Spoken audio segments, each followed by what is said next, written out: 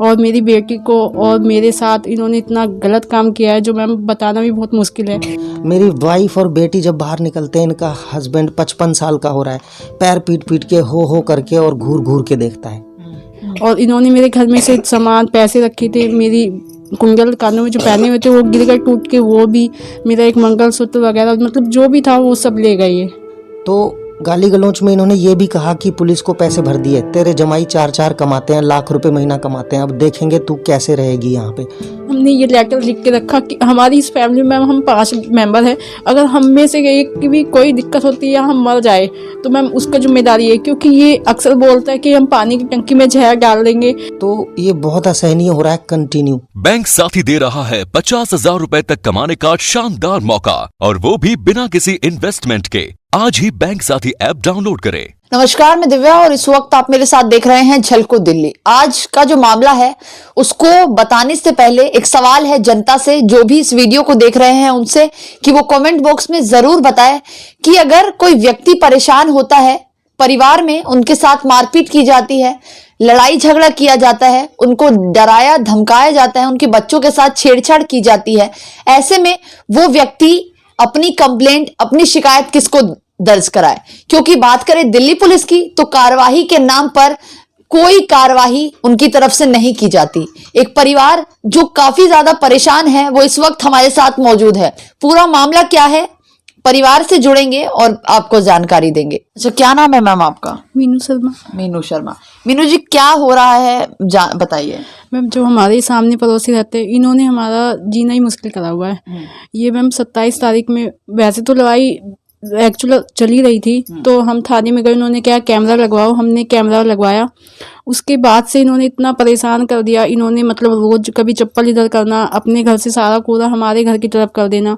धीरे धीरे 27 तारीख में इन्होंने जो है प्लानिंग बना के ये लोग आए। पहले इन्होंने हंगामा करा, फिर हम थाने में चले गए, वहाँ पे कंप्लेंट वगैरह लिखवाई, तो उन्होंने कहा कि अब नहीं करेंगे। जब हम घर आए तो इन्होंने आके जो है फिर वो भी हंगामा इन्होंने दोबारा से शुरू कर दिया।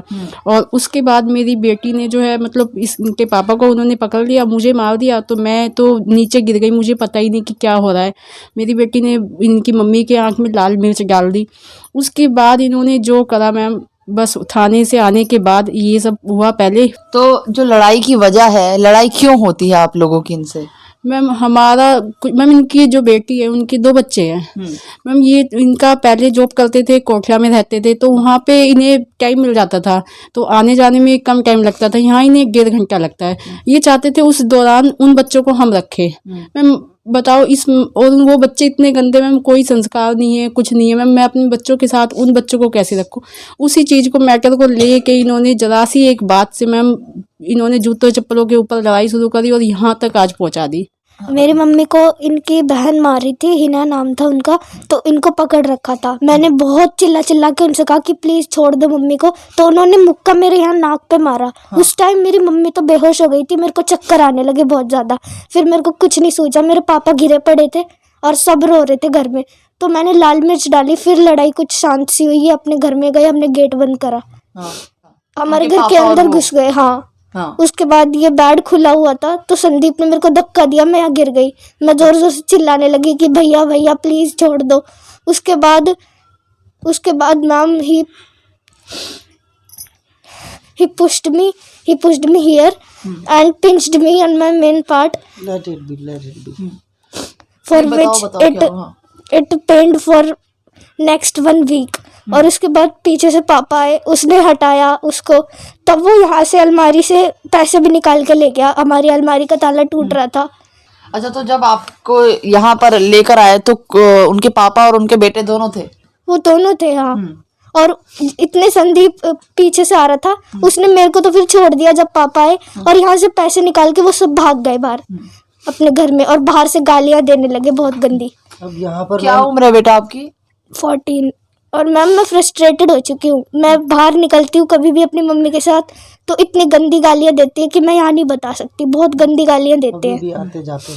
अच्छा, एक चीज़ देखिए, इस बच्ची की उम्र 14 साल है, और इसके साथ इस तरीके से किया गया, अभी इन्होंने खुद ही बताया बच्चे ने, लेकिन ये कितनी शर्म की बात है कि एक छोटे बच्चे के साथ इस तरीके से व्यवहार किया जा रहा है। इसके जो मानसिक तनाव किस तरीके से बढ़ेगा, जिस तरीके से वो बच्चा बता रहा है कि अभी वो डिप्रेशन में चला जाता है, कहीं बाहर नहीं निकल पाता, और इसके बाद भी कहीं ना कहीं दिल्ली पुलिस कोई कार्रवाई नहीं कर रही। सर एक बात बताइए, आपके बच्चे के साथ इस तरीके से किया गया, आपने सारी बातों को हटाइए, लड़ाई हुआ झगड़ा हुआ वो कोई मैटर नहीं है, लेकिन आपके बच्चे के साथ इस तरीके से किया गया, क्या दिल्ली पुलिस ने इसको संज्ञान में लिया या नहीं लिया? मैम मैंने 50 ईमेल्स एग्जैक्ट वर्ड्स में लिख लिख के भेजा है। जब जब दुखी करते हैं डेट वाइज मेरे पास ईमेल्स, व्हाट्सएप, लेटर 2 दे रखे हैं थानों में, लेकिन कंप्लेंट इधर से उधर जारी है। हमारे यहाँ पुलिस वाले ना आते हैं ना कोई पूछता है। मैंने एग्जैक्ट टाइम पे के देखिए सर, अभी अभी ये लोग गेट पे खड़े हैं, ऐसे ऐसे डीसीपी साहब को और एसएचओ साहब को मैसेज किया व्हाट्सएप पे, तो तुरंत मेरे पास 4 मैसेज आते हैं कि आपकी कंप्लेंट सुपुर्द कर दी इस ऑफिसर को। फिर तुरंत मैसेज आया कि ये कंप्लेंट जो है फॉरवर्ड हो गई। फिर आया कि हायर ऑफिस में अप्रूवल के लिए पहुंच गई। तुरंत मेरे पास 6-7 मैसेज आ गए उसी टाइम। मैसेज तो आ गए लेकिन कोई यहाँ देखने नहीं आया। ये देखिए, एक परिवार है जिनके 3 छोटे छोटे बच्चे हैं और एक माता पिता इस परिवार में रहते हैं, 5 लोगों का सदस्य है। उसके बावजूद भी परिवार इतना डर चुका है, इतना सहम चुका है कि उनको अपने बचाव के लिए इस तरीके से एक लेटर लिखना पड़ रहा है कि अगर आने वाले समय में हमारे साथ कुछ होता है, हमें कोई परेशान करता है या हमारी किसी वजह से मौत हो जाती है, तो इनका जिम्मेदार ये होंगे। मैम ये एक्चुअली गाली गलौज से स्टार्ट करते हैं जो कोई सुन नहीं सकता, इतनी गंदी गालियाँ। और मैं नहीं जानता कि एक सामाजिक स्त्री इस तरह से गाली दे सकती है।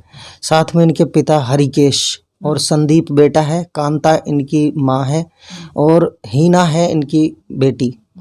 तो शुरुआत ये लेडीज़ को आगे कर देते हैं, बाद में थाने में जाके आरोप लगाते हैं। पीएम ऑफिस में, पीएमओ में डाली हैं 3 कंप्लेंट। डीसीपी साहब को पर्सनल व्हाट्सएप मैसेज मैंने कंटिन्यू किए हैं, उनको मेल भी की है, जॉइंट कमिश्नर को किया है, कमिश्नर विजिलेंस भी किया, डीसीपी विजिलेंस को किया है, डीसीपी को पर्सनल मैसेज मैंने भेजे हैं सेक्टर 19 में व्हाट्सएप पे, ट्विटर पे भी भेजे हैं मैंने, कंटिन्यू ट्वीट किया है, मेल ईमेल भेज चुका हूँ मैं 50 से ज़्यादा ईमेल। मतलब ये अब क्या कर रहे हैं कि अब डेली गेट के बाहर खड़े होके गाली गलौज करना, बाहर निकलो जान से मार देंगे, रेप करा देंगे, छोड़ेंगे नहीं तुझे, अर्थी उठवाए की धमकियां आप लोगों को देते हैं जी। और 19 तारीख को तो इन्होंने क्या किया, मेरी बेटी छत से आ रही थी, इत्तेफाक से उसी टाइम इनका बेटा संदीप और माँ कांता आए ऑफिस से, तो सीढ़ियों पे बैठ के वो जूते पहन रही थी, बदल रही थी, उतार रही थी, तो संदीप ने मेरी बेटी का हाथ पकड़ा।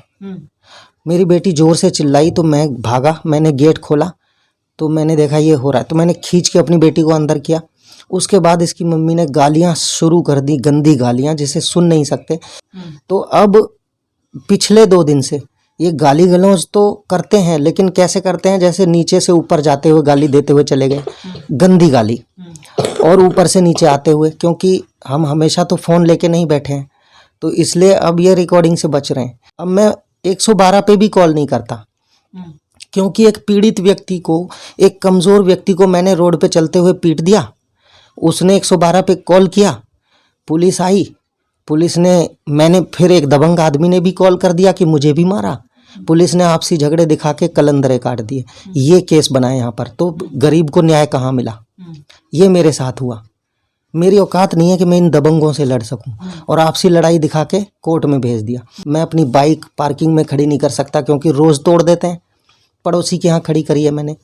उसके बाद मेरी मोटर को 3 बार ख़राब कर चुके हैं ये, अब मैं सही नहीं करा था मोटर, तो मैं सबमर्सिबल का पानी पीता हूँ। दूसरा, मेरे इलेक्ट्रिक बोर्ड सारे तोड़ रखे हैं, ऊपर की लैट्रिन की ताला तोड़ के घुस गए थे, और लैट्रिन का शीट के साइड में जो टाइल्स होती हैं सब तोड़ दी। मेरा ब्रॉडबैंड का कनेक्शन तोड़ दिया रात को, एक दिन 10:30 बजे काम करते करते मेरा काम रुक गया, मैं वर्क फ्रॉम होम करता हूँ। फिर मैंने पड़ोसी की छत से होके ब्रॉडबैंड का तार मंगाया है। मतलब बाहर कुछ भी हम नहीं छोड़ सकते, जादू टोना करके, ऑयल में मिक्स करके कुछ वाइट पाउडर डालते हैं गेट पे। मेरा लोहे का गेट, लकड़ी का गेट, छत का गेट सब जंग लगे हुए ख़राब हो रहे हैं। दिन में 3 बार ये मटेरियल डालते हैं। मेरी हिम्मत नहीं है कि मैं गेट खोल के इनको मना कर दूं, मारेंगे। मैं 112 पे कॉल करूंगा, पुलिस आएगी, वो कहेंगे तुम्हारे कलंदरे चले गए, मैं फिर घर आ जाऊंगा, ये फिर मुझे छेड़ेगा। तो ये चल रहा है, इसको कोई रोक नहीं सकता। तो देखिए एक बार मैं एप्लीकेशन दिखाऊंगी। ये एप्लीकेशन है, इतनी सारी एप्लीकेशन है और कुछ चोट के भी निशान हैं जो उस दिन बच्चे को लगे हैं, कुछ पेरेंट्स को लगे हैं। ये देखिए कितनी जबरदस्त काटा गया है हाथ पर। इसकी एमएलसी हो गई थी मैम, लेकिन पुलिस वालों ने मुझसे पर्चा लेके इसका हॉस्पिटल में यूं कह दिया कि तुम्हारी एमएलसी नहीं हुई। मुझे पता है एमएलसी क्या होती है, वो पेपर पुलिस वालों ने मुझसे ले लिया। और एक और बात कहना चाहूँगा मैम, इन्होंने बोला है कि पुलिस को पैसा भर दिया। मैं नहीं कहता कि पुलिस ने पैसा लिया है, क्योंकि मैंने देखा नहीं। मैं बिना देखे कुछ भी नहीं कहूँगा, ना मैं पुलिस को दोष देता कि उन्होंने पैसा लिया है। इन्होंने हो सकता है कि अपनी अमीरी दिखाने के लिए ऐसा शब्द जोश में बोला, तो मैं पुलिस को दोष नहीं देता, उन्होंने पैसा खाया। मेरी प्रार्थना है कि मेरी बेटी और वाइफ के साथ जो हुआ, जो लूटमार की, ये 1.5-2 लाख रुपए का नुकसान भी पहुंचा चुके हैं। और पैसे से बड़ा है हमारा सम्मान। और आज जो दिन रात मैं परेशानी में जी रहा हूँ कि अब मोटर सही कराऊं या ना कराऊं, साइकिल बच्चों की सही कराऊं या ना कराऊं, क्योंकि ये फिर से तोड़ेंगे। अपनी बाइक लाके वापस अपनी पार्किंग में खड़ी करूं या ना करूं, अपने गेट को पेंट कराऊं या ना कराऊं, क्योंकि ये दूसरे दिन फिर दारू और गंदगी मेरे गेट पे डाल के जादू टोना करेंगे। और मैं रात के टाइम अगर मेरा दूध खत्म होता है, मैं अंधेरा होने के बाद 6-7 बजे के बाद घर से निकल के सुरक्षित हूँ या नहीं हूँ, ये मुझे कुछ नहीं पता है। शंकर चौधरी जो इस क्षेत्र के डीसीपी हैं, मैं चाहती हूं जो भी लोग इस वीडियो को देख रहे हैं उनको जरूर ट्विटर पर टैग करें और उनको बताएं कि एक परिवार है जो इस तरीके से जूझ रहा है, उनके पड़ोसी उनको इतना ज्यादा परेशान कर रहे हैं, लेकिन कार्यवाही उनकी तरफ से कुछ नहीं की जा रही। और इस वक्त जो भी लोग इस वीडियो को देख रहे हैं उनसे एक और मेरा ये कहना है कि जब उनको टैग करें तो साथ में ये सारी बातें लिखें कि एक परिवार में एक बच्चा है जो डिप्रेशन का शिकार होता नजर आ रहा है। तो इस वीडियो पर अब आपकी क्या राय है, कमेंट बॉक्स में जरूर बताइएगा। कैमरा पर्सन खुशीलाल के साथ मैं दिव्या, झलको दिल्ली।